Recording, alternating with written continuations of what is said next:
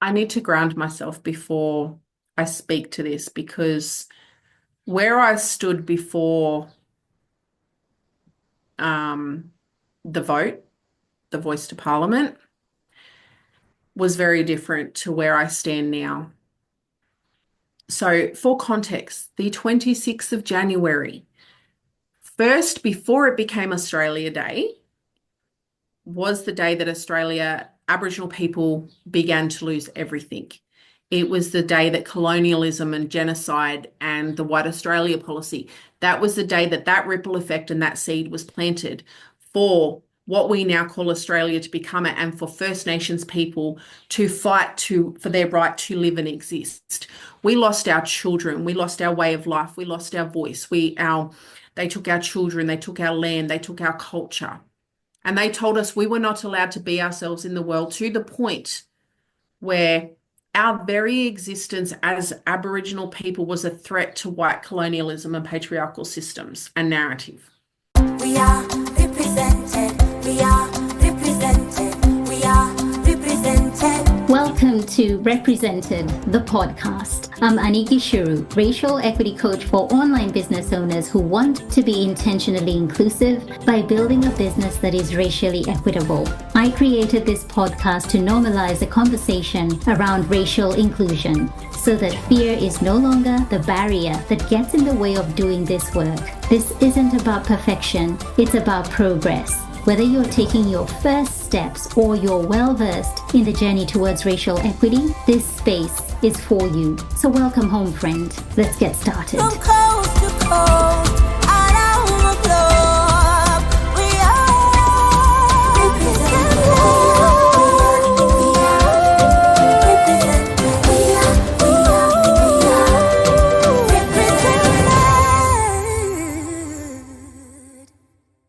A trigger warning for you, dear listener. In this episode, we are talking about sexual abuse, domestic violence, and suicide. Hey, if you are not already caught up on part one of this conversation with Shantelle Thompson, you need to hit pause, go back to last week's convo, listen to part one, and then come back and listen to this part two. Here we go. You shared a quote very recently by Inky Johnson. Champions are made on the other side of I don't feel like it. And that it stopped me in my tracks. And it just really hit me in that moment because it really spoke to me and served as a motivator to get certain things done that I had been, holding back on. And I think that's a quote I'm going to write down and just pop somewhere up there because it just kind of just hit me where I was in that time. Yep. What is it about that quote and what made you share it? So, firstly, thank you, because the level of research that you've done shows a level of respect and integrity for me and my journey, but also a level of integrity and responsibility to your audience, and to create platforms that are intentional about shifting narratives and experiences around racial equity and justice. And it, like I said, I think we, as women and as an Indigenous woman, there are multiple layers to my responsibility. There's me as the individual, then there's my inner circle and who I'm responsible of. And I mean, I don't remember who that quote is, but the saying that you are made up of the five people, that your wealth and your impact and your reach is determined by the five people you spend the most time with. Absolutely. But also you flip that. The people that you spend the most time with are also influenced outwards by who you are, but not just inwards. So for me, it's I spend 90% of my time with my kids and with the young people that I work with. So for me to put a message out into the world, I literally see it as planting a seed and creating a ripple effect. I don't try to determine who that's going to hit. I trust that if it's connected with me, it may resonate with someone else. So when it hit me, it literally knocked me out for six. Like when I read that, I was like, holy, it was like the ancestors were getting sick of me dancing around. They were getting tired of me not listening, my dreaming, and I'm really at a crossroads with my life where my life, my kids, my ancestors, and my dreaming. So for those that don't know, dreaming is your purpose or your calling. And there's a difference between having a purpose and a calling. Your calling is something that you were chosen to do. I didn't choose to do I didn't choose to start my foundation for women and youth. I was called to do that. My ancestors said, you have a responsibility to be a part of this solution. This is your work. Yeah. And then my purpose is more, who am I and how do I move through the world and allow my being to be of service to others? And that's the Barkindji warrior. That's the warrior heart. That's my purpose.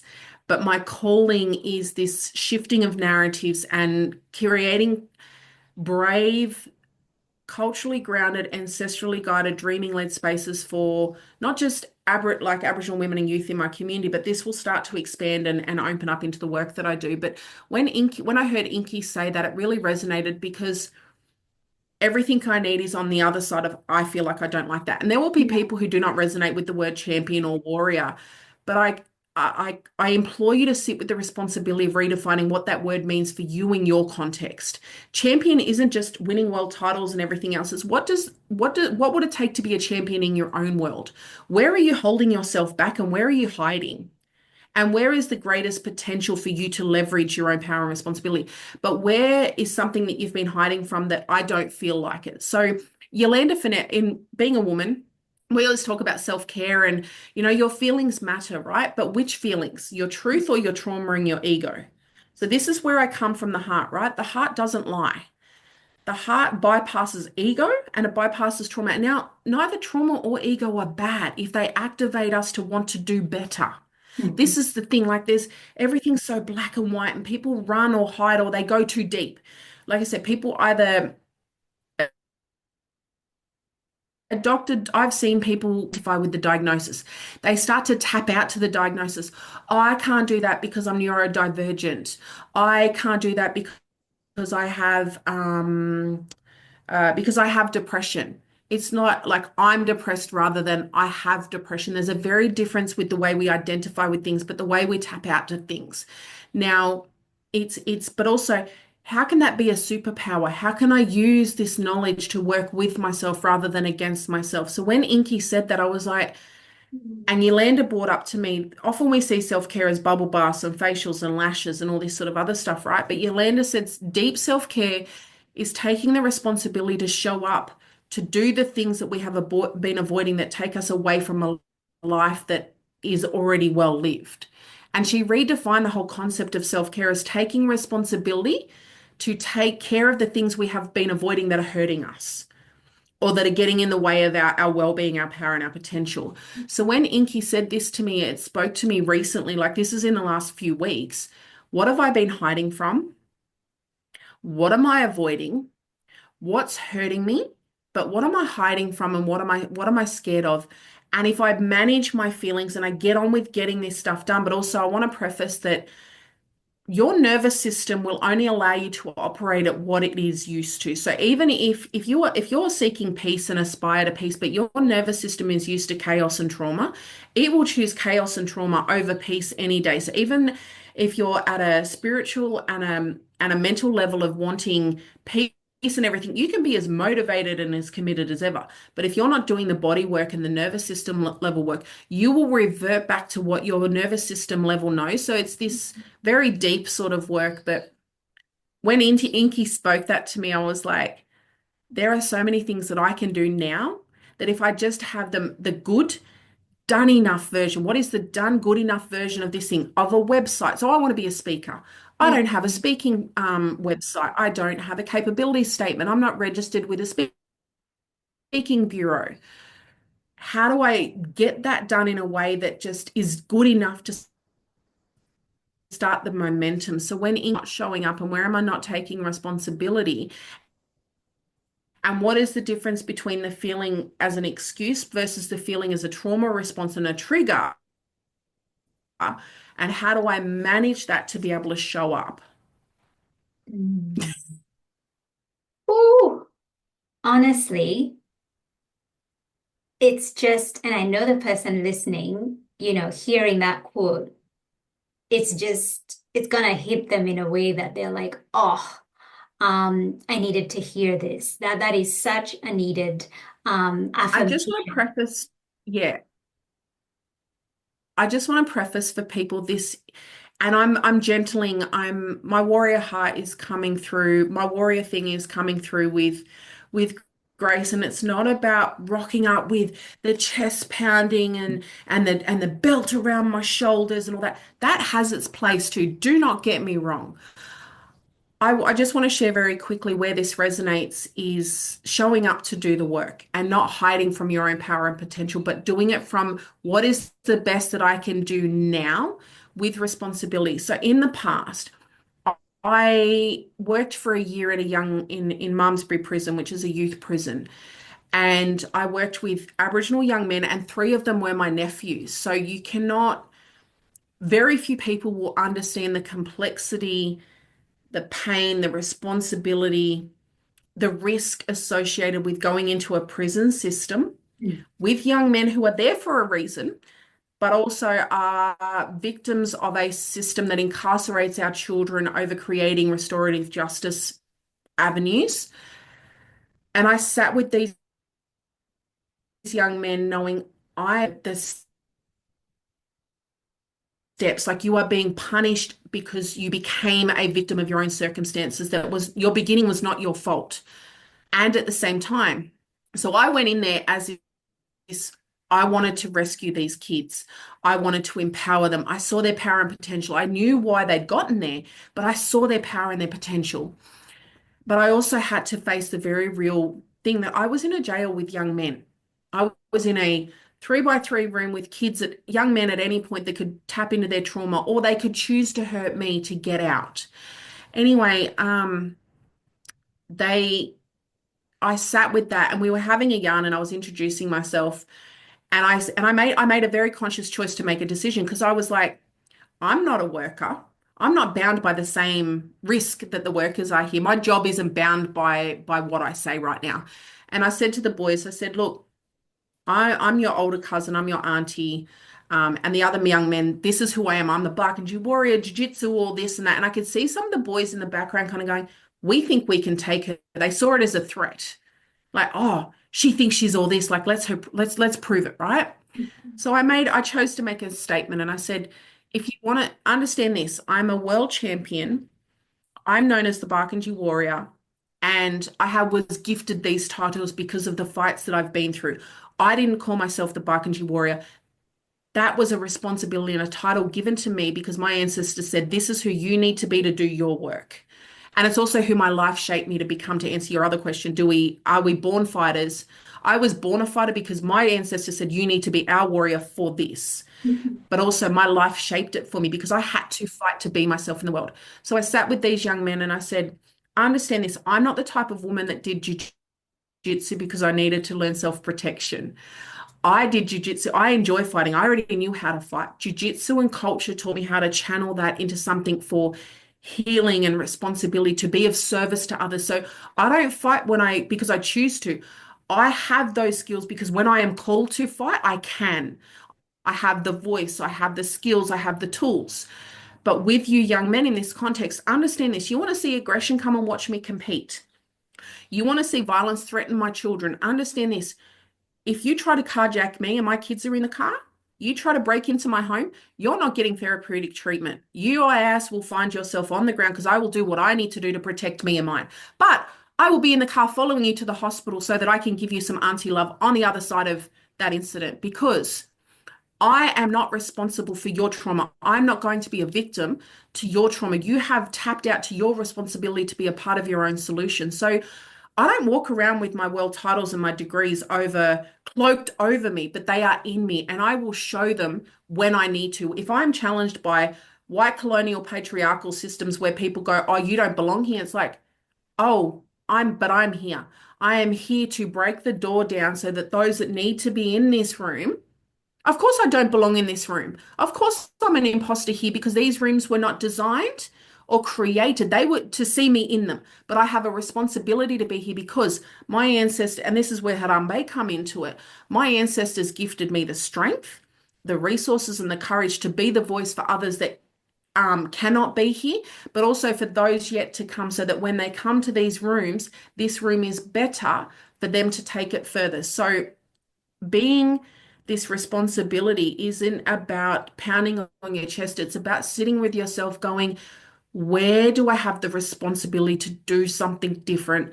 Where do I have the power and the skills to heal myself, to show up for myself in a way that will ripple out into those that I love? Like, how am I hurting those that I love and the world by not showing up, by hiding from behind my pain? So yes, I am the Barkindji warrior. Yes, I'm a world champion. And if you challenge me on that, I will lay my credentials all over this to go, I am not, I am about this. I've been about this my whole life. I am not new to this, but I don't need to parade it. And it's not about, it's about where lovingly, where can I hold myself accountable to my own responsibility to show up and do the work so that when I am grounded, Wapanya is an Aboriginal word, is a Barkindji word for to continuously give. As women of color and as women, we are constantly taught that in order to be of service to others, we need to abandon ourselves, the burnout, the to give to myself, to position myself is to be selfish as an individual. But when you look at country, in order for a seed to become a tree that becomes an ancestral tree, that becomes a birthing tree, that becomes the tree where the eagle and the crow, our creator spirits, build the nest for the next generation, the seed has to first break open. It has to be courageous enough to break open and stop being a seed to become a seedling. But in also, it has to take what it needs from country before it can be of service to others. So in order for me to be what I am for my community, I had to give myself permission to be for myself. I had to know who I was so that when I show up to be of service to others, I'm serving from my truth, my power, and my heart. That's where all this comes from. That's where it all sits. Ooh, becoming a seedling, that statement right there, that's hit me. That has hit me. Um, Shantelle, you have a book coming up, Warrior Heart, Suicide to World Champion. Who is this book for? And what can readers expect to take away from your story? Champions made on the other side of I don't feel like it. This book has been in my calling and been in my energy field for 10 years. So I have been a world champion for 10 years this year. Oh my God, I didn't even realize that. Oh my God, it's 10 years. It is a decade since I won my first world title. And I want to preface, when I got the calling, I didn't choose it. I got the calling, you need to be a world champion. I didn't even believe it was possible. The world around me, I looked around outside of me and I was like, how is someone like me going to become a world champion? There's no blueprint, there's no map, there's no resources. There was no, in my world, there were no Indigenous mature age mothers. I was 27. I wasn't some 15-year-old that got talent ID'd and pulled into a talent program and said, you could be a world champion. I was managing a full-time job. I was studying. I was trying to do all the things to justify the fact that I was allowed to have my dreaming and I could be a world champion while still showing up to be a good mum, bring in money to take care of my family and meet my cultural obligations. Because that's the other thing. As an Indigenous woman, I'm not just allowed to go out in the world and say, oh, I'm going to be a world champion and just go off and do what I want. I have responsibilities and obligations. But then I realized I could meet those responsibilities and obligations by meeting my own desires and aspirations and well-being. I didn't have to sacrifice myself or abandon myself in order to meet those obligations.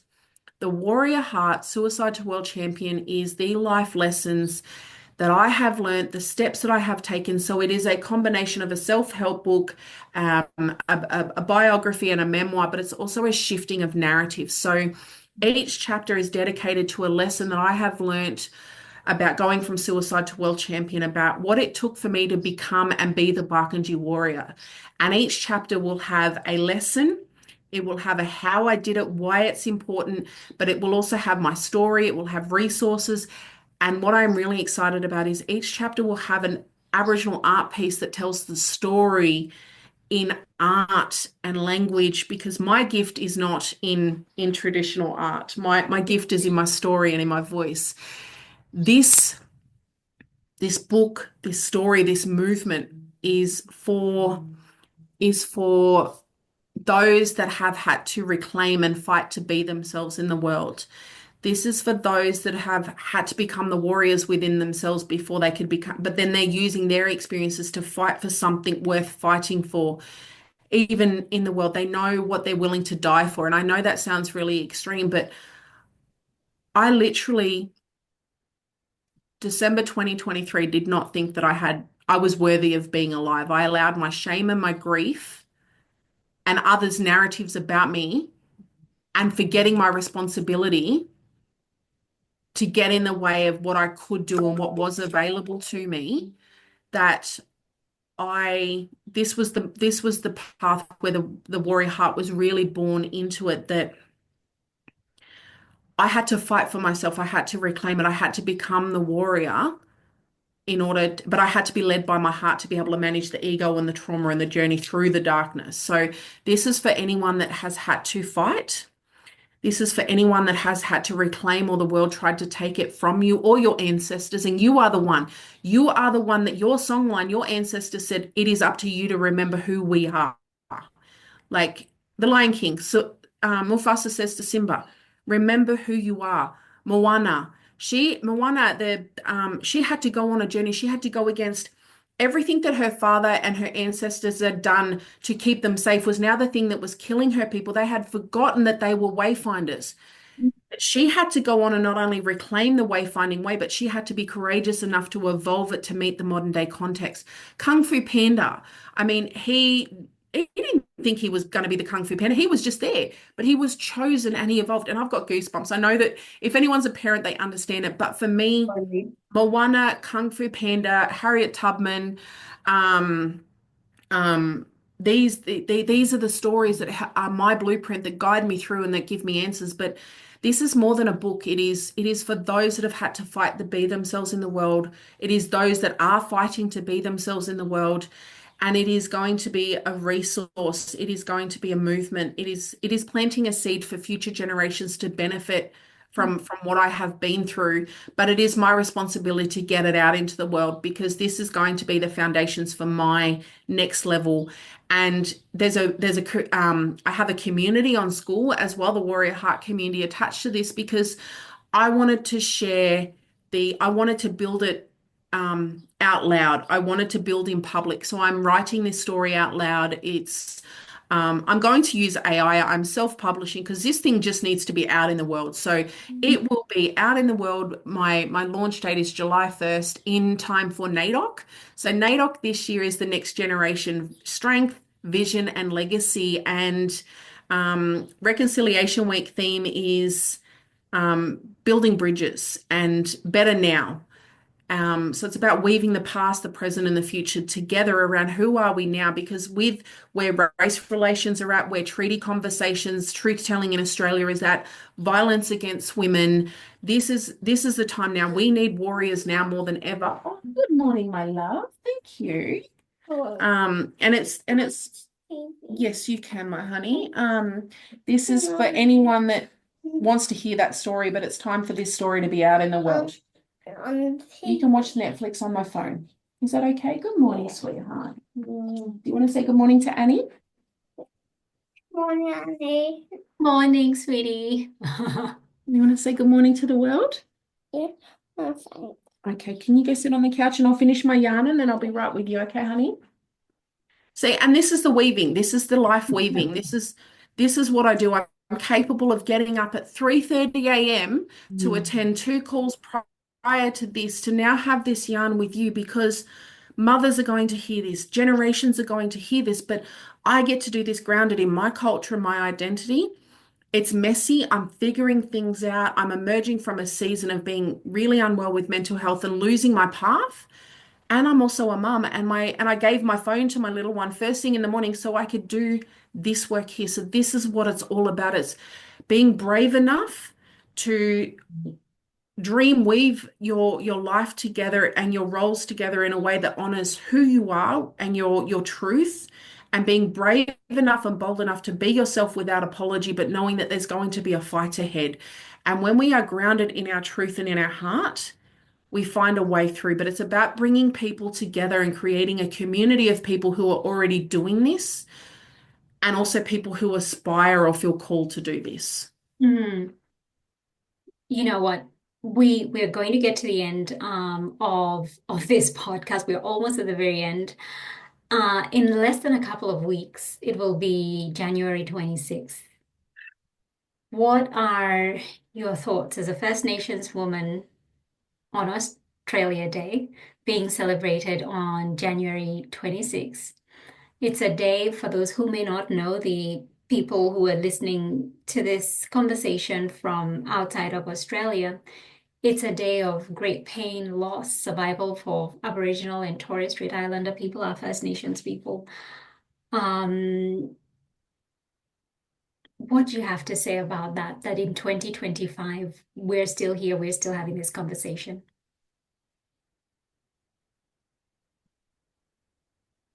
I need to ground myself before I speak to this, because where I stood before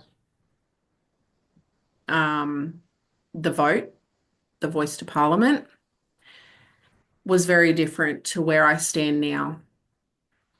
So, for context, the 26th of January, first before it became Australia Day, was the day that Aboriginal people began to lose everything. It was the day that colonialism and genocide and the White Australia policy, that was the day that that ripple effect and that seed was planted for what we now call Australia to become it, and for First Nations people to fight for their right to live and exist. We lost our children, we lost our way of life, we lost our voice. They took our children, they took our land, they took our culture. And they told us we were not allowed to be ourselves in the world, to the point where our very existence as Aboriginal people was a threat to white colonialism and patriarchal systems and narrative.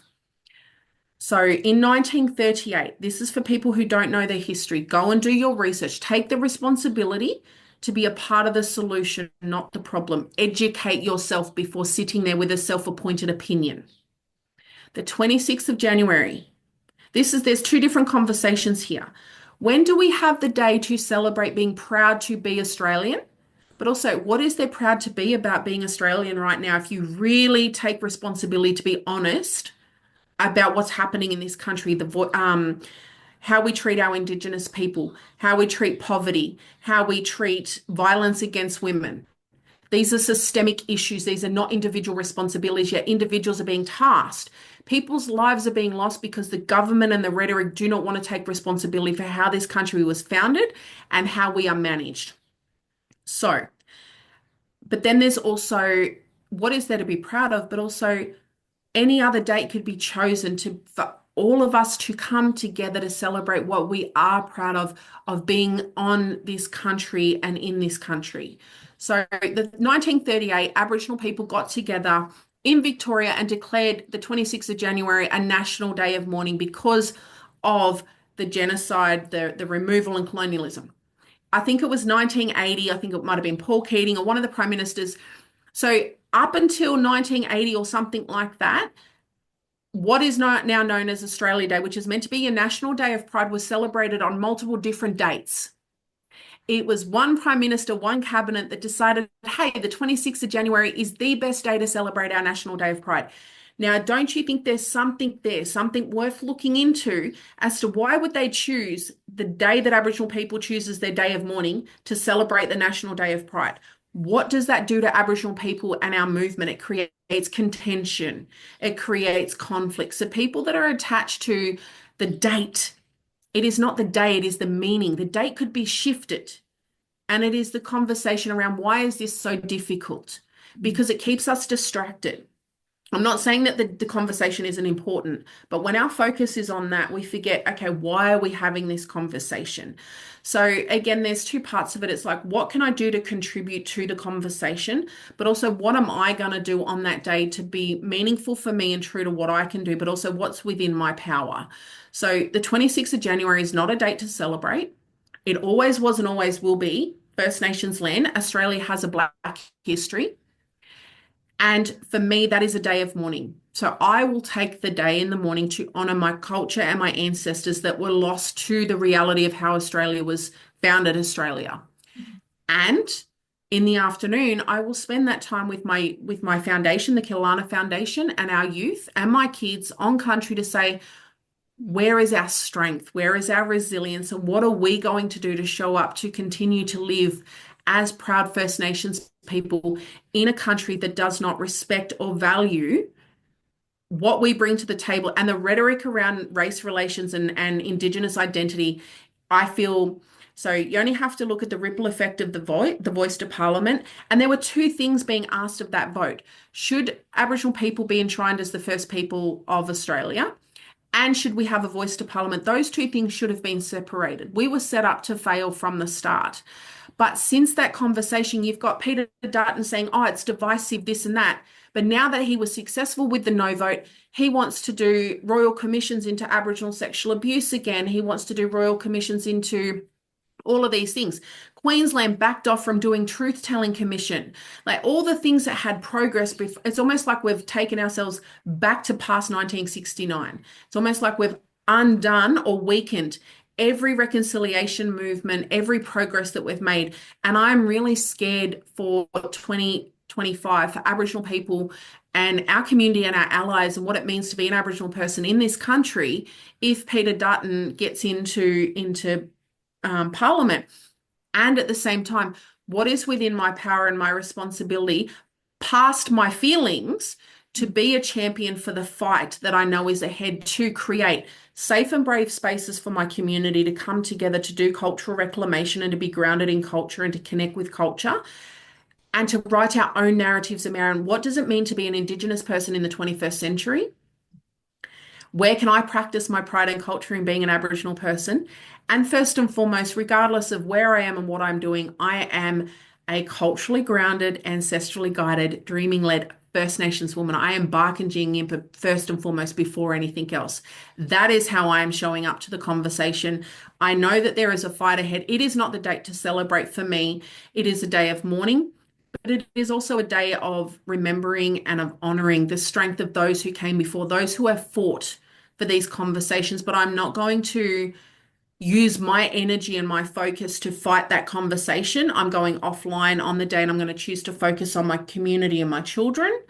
And then I will pick up that and go, what is my work going to be in 2025 and how am I going to use my individual contribution towards the collective purpose of women's empowerment, First Nations narrative shifting for the women and for the Indigenous community, but also for the external world's relationship with us.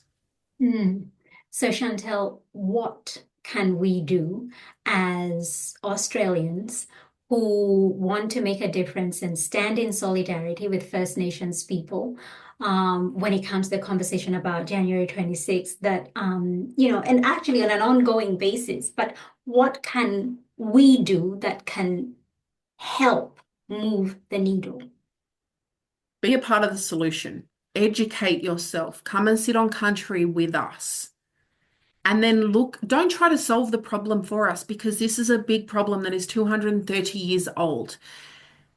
You showing up to do your part in your part of the world, where do you have influence? At your kitchen table, at your workplace. Where can you invest? Like what resources do you have? Where can you invest your time, your money, your voice, your influence to be a part of the solution? Like what can you put your name and your brand behind? Is there an Indigenous initiative that you can invest in? What do you want to learn? Like come and learn with us, come and sit with us and see how being a part of our community can empower you in your community, but also the work that you are. Don't just try to do it for us because you're in Australia and it's the right thing to do. Do it because I would prefer you to do nothing if you're going to be doing it because it's a tokenistic gesture or you're like, oh, I'm doing it because it's like, I need to be seen to be doing this. Do it because it connects with you and it resonates with you. I will call bullshit on those that are doing it just because they think, but I also know that if you're going to stand with us and take a stand with us, be prepared for the fallback on yourself.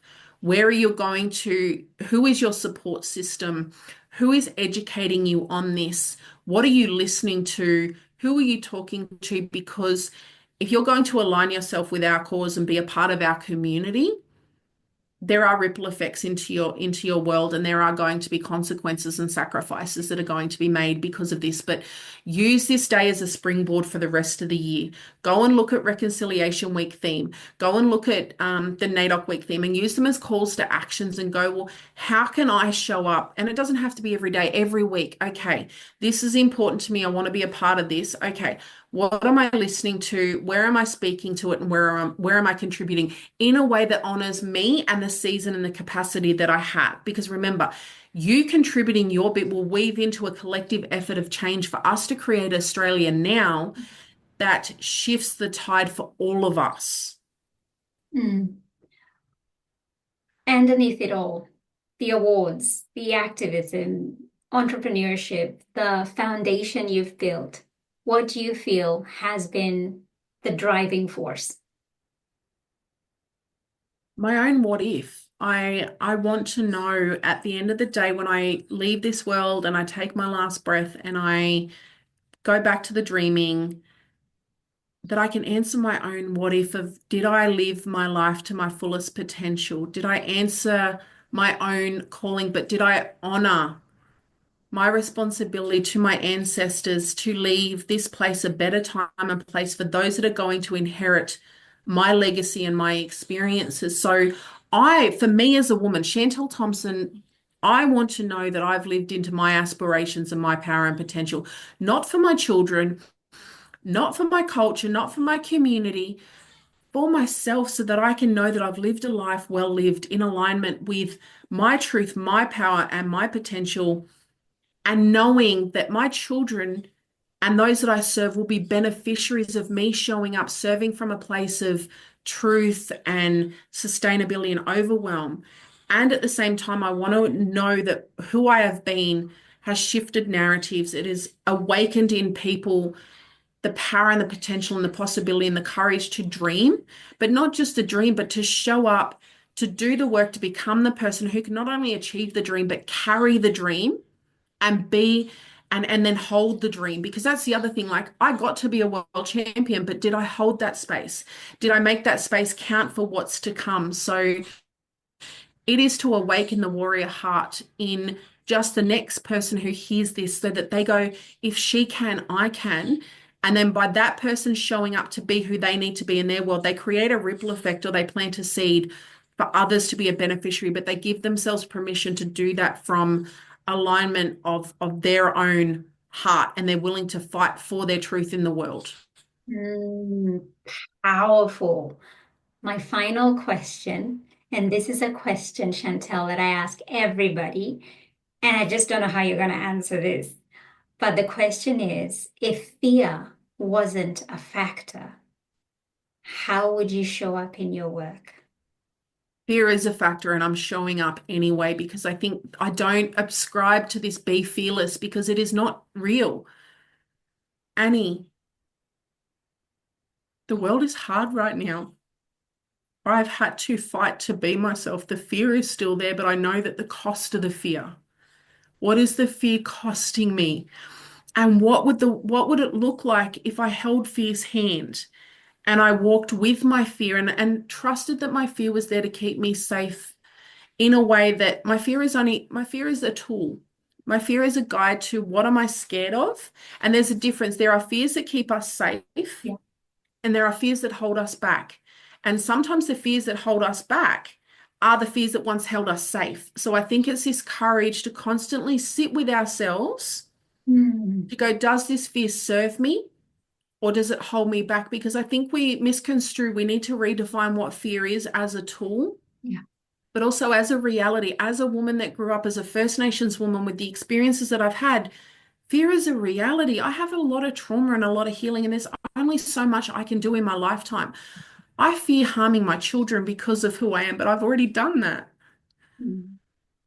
No one can break my heart as much as what I've already been through. So now I know that as I heal through this, I had the courage to walk away from situations and dreams and evolve myself to go, I can no longer live in half truth. I can no longer be afraid of my own power. So I'm holding Fear's hand and I'm thanking her for being there because she kept me safe for so long. But the fears that kept me safe are now the fears that are hurting me and holding me back. So I'm taking my responsibility and my courage to go, what does my inner work look like that fear sits in the back seat? And if you're a big family like we are, in the back row of the Kia Carnival, to go, you can come on for the journey. I see you, Yeah. but you don't lead me anymore. So that's what I would say is to build a different relationship and understanding of fear. And how has fear served you and kept you safe in the past? But then how are you using fear as an excuse to not show up to your responsibility, but also your potential? Mm. Oh my goodness, Shantelle. Wow. I think I just want to, sorry, I just want to end this.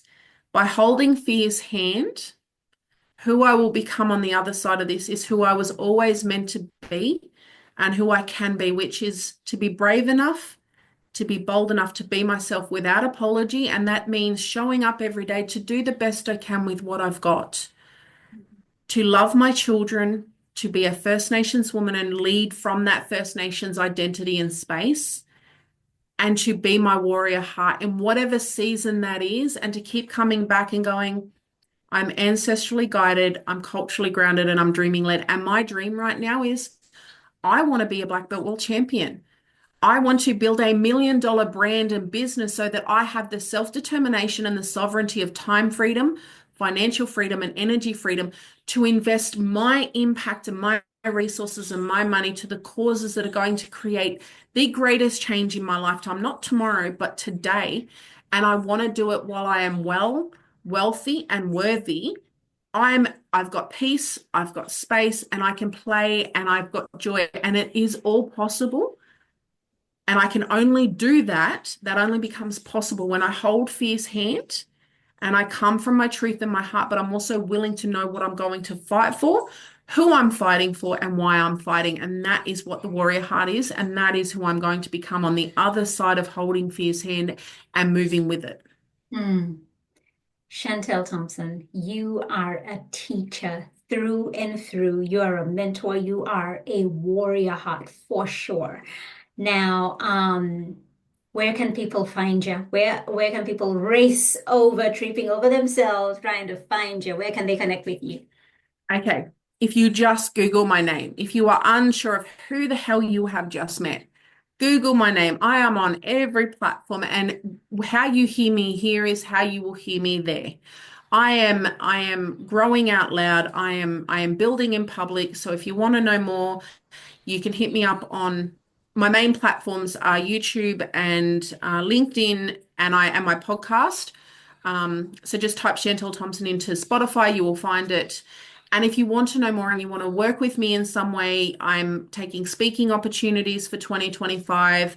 My coaching books are open. So if you want to work with me as a mentor, as a coach, I have the Kiilalaana Foundation working with First Nations women and youth for those that are in corporate social responsibility.